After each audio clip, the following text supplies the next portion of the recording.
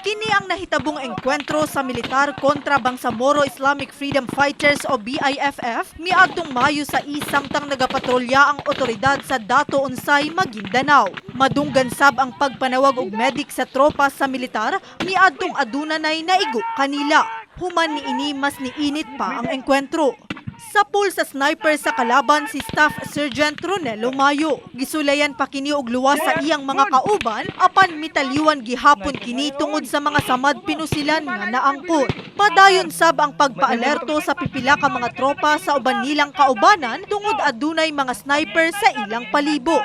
Human ang usa ka oras nga engkwentro adunay nadungag duha ka samdan sa tropa nga sila Police Corporal Harold Jawayo ug Private First Class Froilan Guerrero. Samtang aduna sab tulo ka samdan sa BIFF. Sa karon anaa na sa iyang pamilya ang lawas sa mitaliwan nga sundalo. Sa footage nga kuha makit-an kung unsa ang sakripisyo sa otoridad alang sa kalinaw sa matag lugar. Bisan pa man anaa sa alanganin ng ilang kinabuhi, padayon gihapon sila sa ilang serbisyo.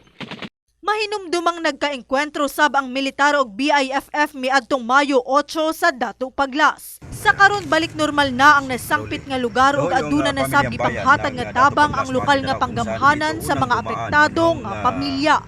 Abby Caballero, be proud of Jensen again. Barug Jensen. At dito ay nagkaroon na ng